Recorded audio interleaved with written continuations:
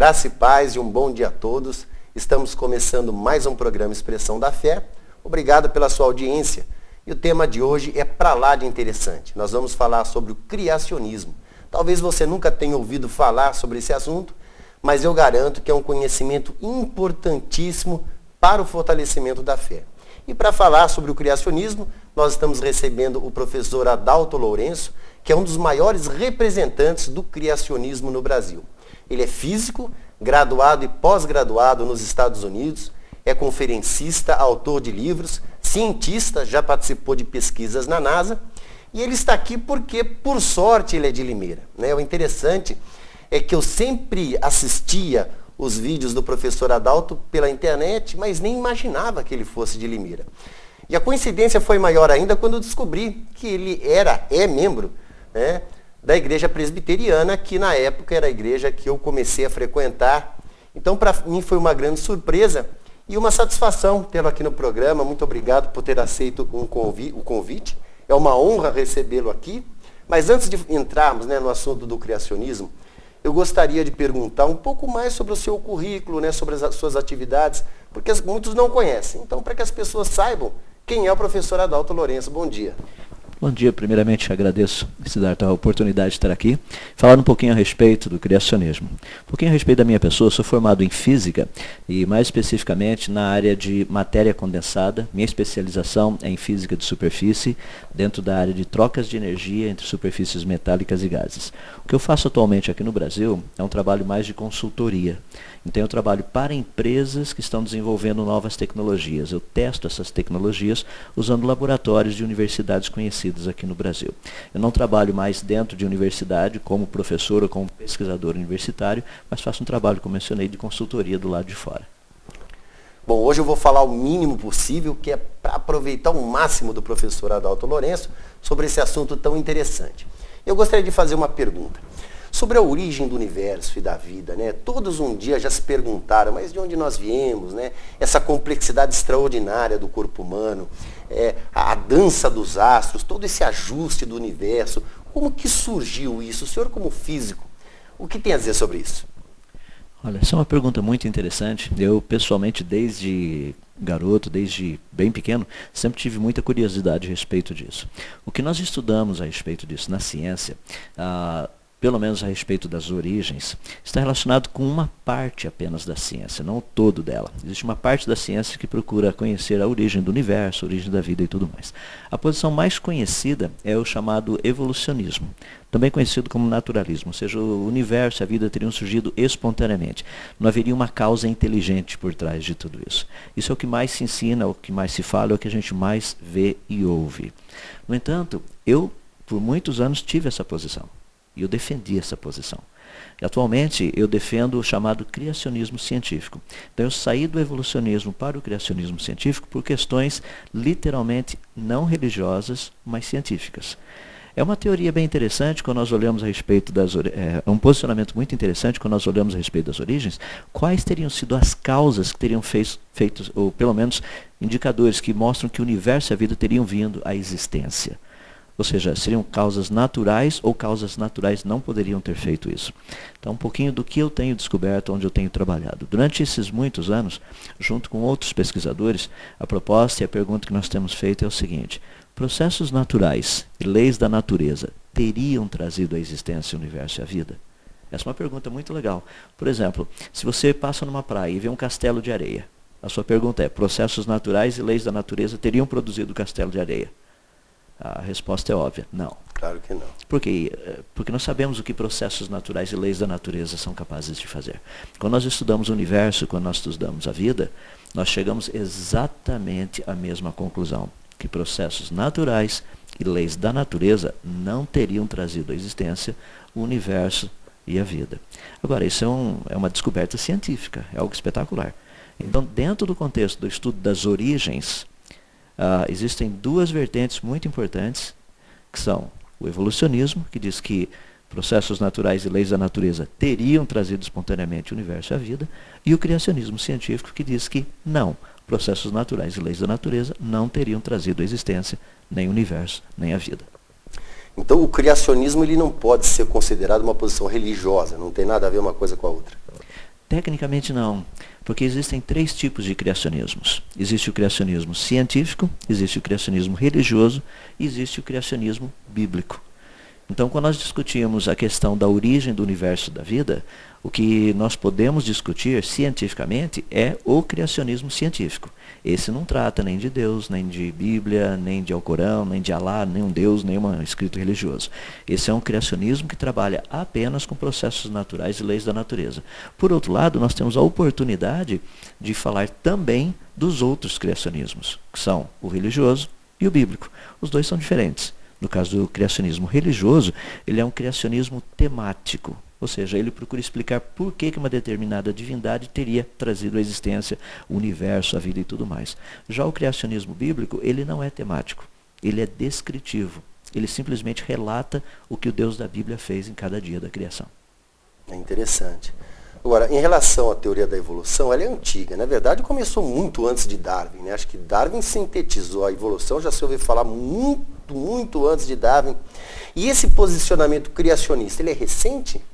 Não, tanto o evolucionismo quanto o criacionismo, os dois literalmente já têm pelo menos 2.600 anos.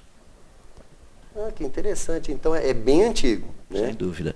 Você volta lá na Grécia Antiga, 2.600 anos atrás, você via filósofos discutindo o criacionismo e o evolucionismo. Posições e questionamentos que nós temos hoje já eram debatidos há 2.600 anos atrás. O que nós temos agora é tecnologia para trabalhar em cima desses questionamentos.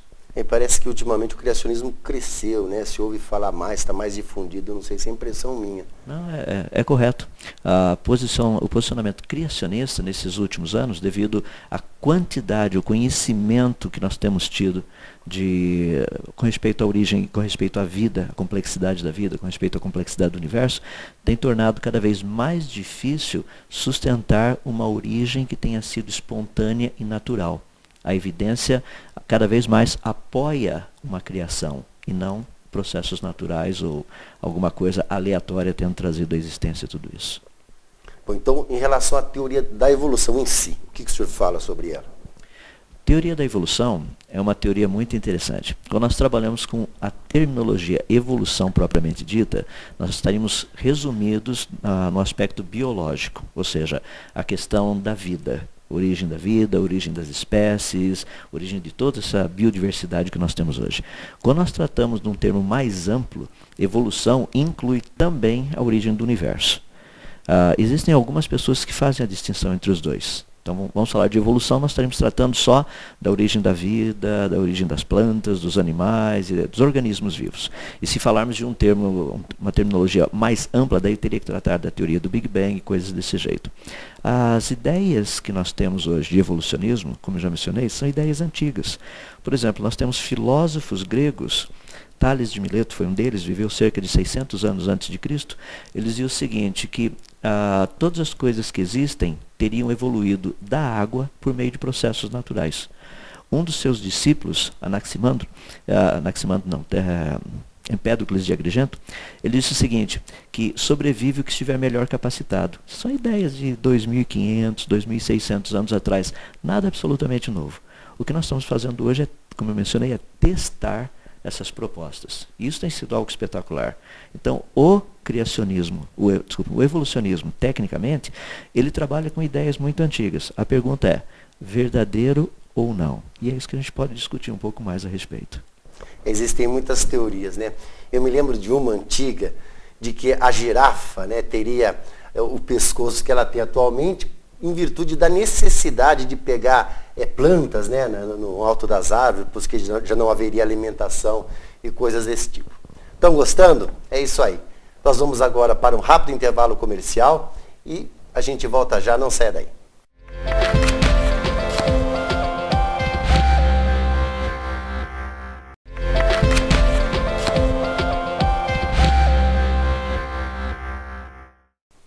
Estamos de volta com o programa Expressão da Fé, aqui num bate-papo muito agradável com o professor Adalto Lourenço, né, que estamos aprendendo com ele aqui sobre o criacionismo. E eu gostaria de fazer uma pergunta, que a gente, desde criança, eu ouço falar no tal do Big Bang, né? O que seria isso, né? Qual o posicionamento também que o senhor tem em relação a essa origem do universo, por essa explosão? Olha, a teoria do Big Bang foi uma teoria que surgiu mais ou menos no final do século XIX, começo do século XX, tratando da ideia que o universo teria surgido de um pequeno pontinho. Para ter uma noção, ele seria do tamanho de um próton. Isso daí em metros é 0, um montão de zeros, depois são 14 zeros e o número 1. 0,14 zeros e 1 metro. Ou seja, um negocinho muito pequenininho, e ele teria expandido até o tamanho atual dele. E esse início dele teria sido como uma explosão, não necessariamente uma explosão, mas como uma explosão. Daí a ideia do Big Bang. Atualmente as pessoas acreditam que esse início teria se dado 13,7, quase 13,8 bilhões de anos atrás, e que, dado esse início, entre aspas, explosivo, ele teria evoluído, passando por vários estágios, até chegar aqui, onde nós estamos. Essa é uma proposta muito interessante, e com a tecnologia que nós temos hoje, nós podemos verificar se isso é verdadeiro ou não. A resposta é: não é verdade. Eu sei que o que eu estou dizendo aqui, muitas pessoas falam, mas claro que sim, já foi provado.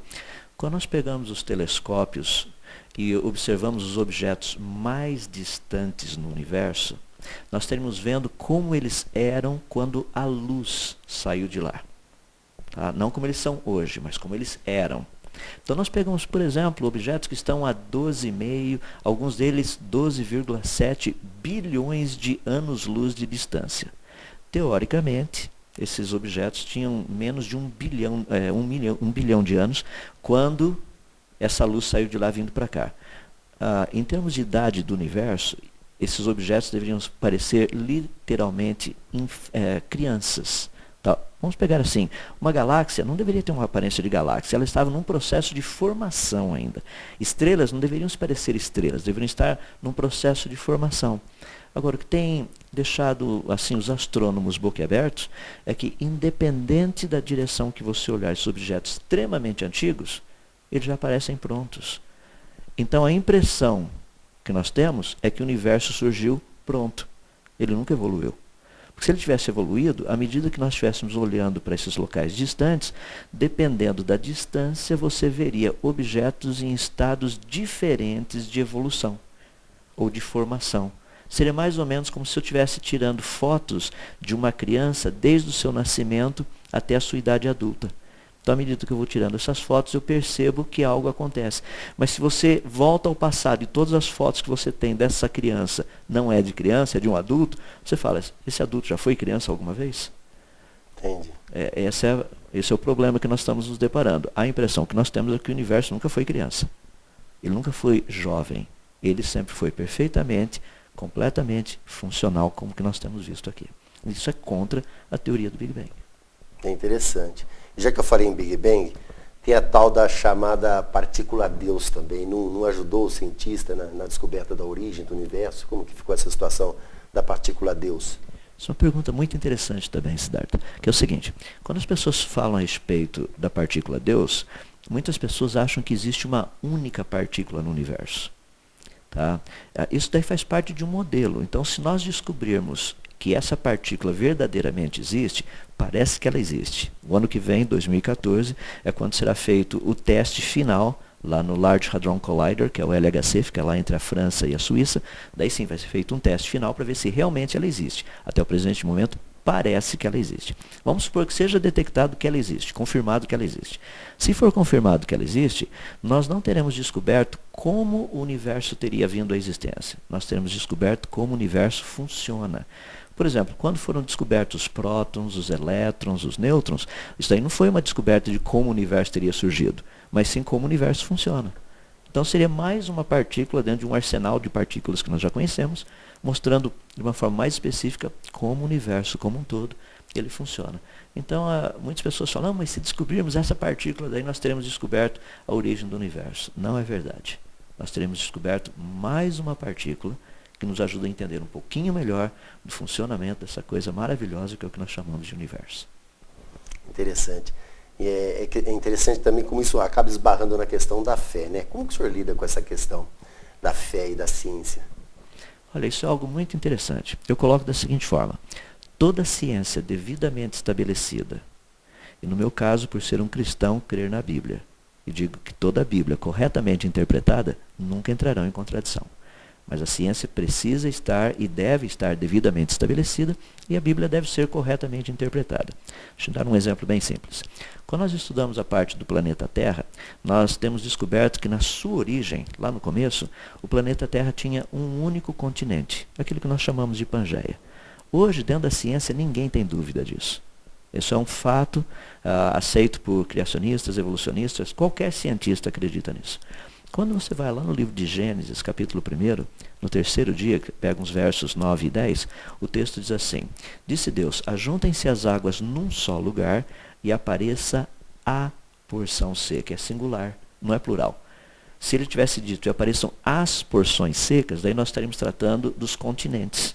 Mas ele falou de uma porção seca, ou seja, um único continente, que é exatamente o que a ciência entende. Parece que eles se encaixam mesmo, né? Olhando no mapa mundi, a gente parece que os continentes realmente têm o mesmo formato. Mas foi justamente essa a ideia que um pesquisador alemão chamado Alfred Wegener, no ano de 1912, descobriu. Ele olhou e falou assim, a coisa encaixa. E em 1912 ele fez essa proposta. É interessante porque no ano de 1964, a Royal Society, lá na Inglaterra, que é a Sociedade Britânica de Ciência, eles estavam discutindo para ver se essa ideia era verdadeira ou não. Ou seja, não faz muito tempo atrás. É interessante. Bom, mas o nosso tempo é curto, nós vamos novamente para o intervalo comercial e voltamos já já.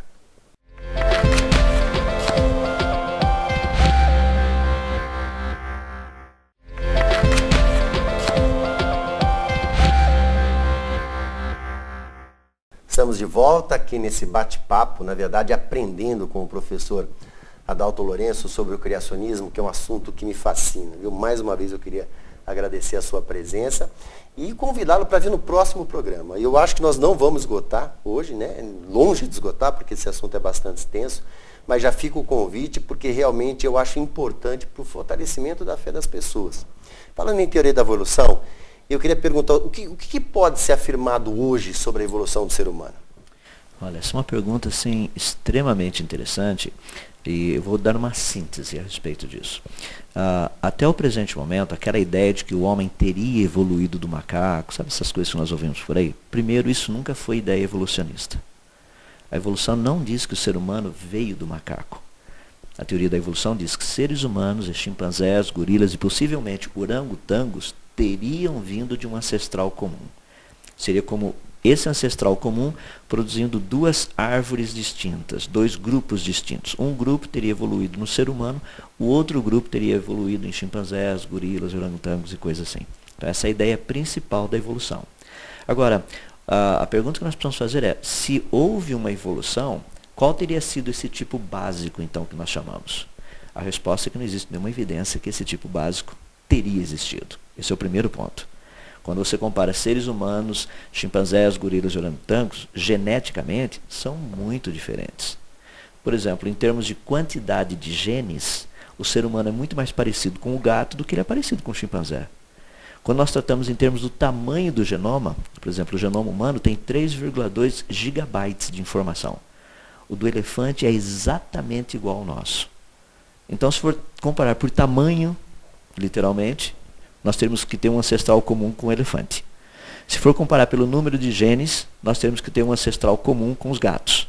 Se for tratar em termos de parte genética, em termos de funcionabilidade, nós somos muito parecidos com os ratos. Então nós temos que ter um antepassado comum com os ratos. Ou seja, daí você decide qual vai ser o nosso antepassado, se formos olhar dependendo do lado. Eu costumo nisso daí, Siddhartha, até brincar com o pessoal, que é o seguinte. As pessoas olham e falam assim, não, mas olha a similaridade. Quer ver um exemplo interessante? A melancia possui em média mais ou menos por volta de 70% a 80% da sua constituição é água. O ser humano também. Então só porque a quantidade de água é praticamente a mesma, nós teríamos vindo das melancias. Isso não faz sentido.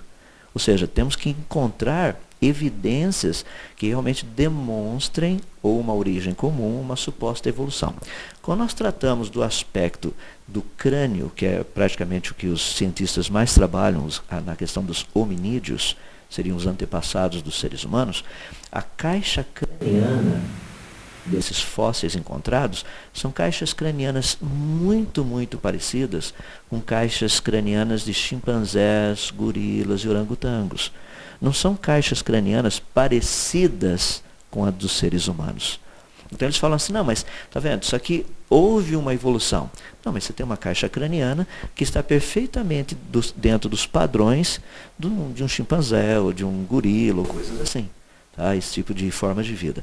Então o problema maior não é a questão específica que nós temos fósseis indicando uma evolução. Nós temos fósseis indicando variações de formas de vidas já conhecidas. Um exemplo que eu gostaria de dar nisso aí, que é muito interessante, os evolucionistas acreditam que à medida que o tempo foi passando, a caixa craniana foi aumentando. Isso para acomodar um cérebro cada vez maior. Até chegar ao tamanho do cérebro atual, que é mais ou menos por volta de 1,5 litro assim, estourando. Tá? Então a caixa craniana foi aumentando. Isso não faz sentido, porque se nós pegarmos no registro dos fósseis e pegarmos o homem de Neandertal, que segundo os evolucionistas foi um antepassado nosso, a caixa craniana dele é de 12 a 17% maior que a nossa. Então, essas formas de vida teriam sido muito mais inteligentes do que nós, o Homo sapiens sapiens que vive atualmente.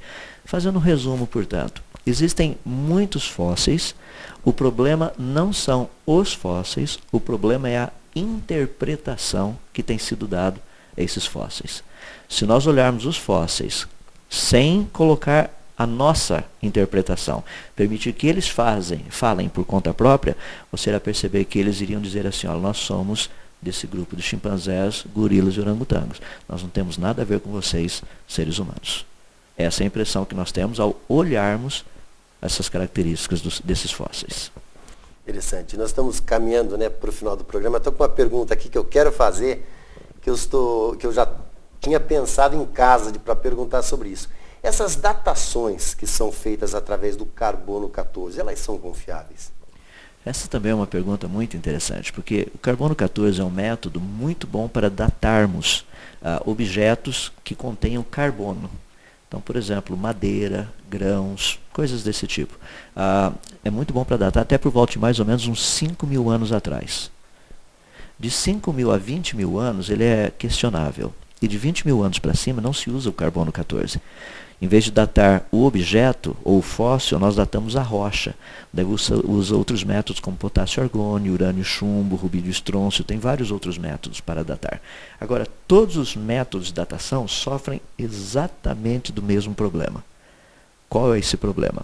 Para você datar, você tem que saber qual a quantidade inicial, original, daquilo que você sabe que desapareceu ao longo do tempo.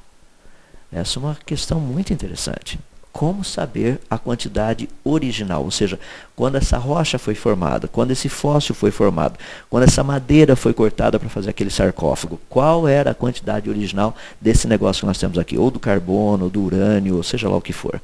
A resposta científica, as pessoas não gostam, mas a resposta científica é bem simples, só Deus sabe. Ou seja, nós trabalhamos com pressuposições. Então nós temos que perguntar o seguinte, a pressuposição está correta ou não? Ou seja, não é confiável. Correto. Bom, nosso tempo, infelizmente, já se esgotou, mas ficamos combinados, então, para a semana que vem, continuando com esse assunto tão interessante. Sábado que vem estaremos novamente, então, com o professor Adalto Lourenço. Até lá.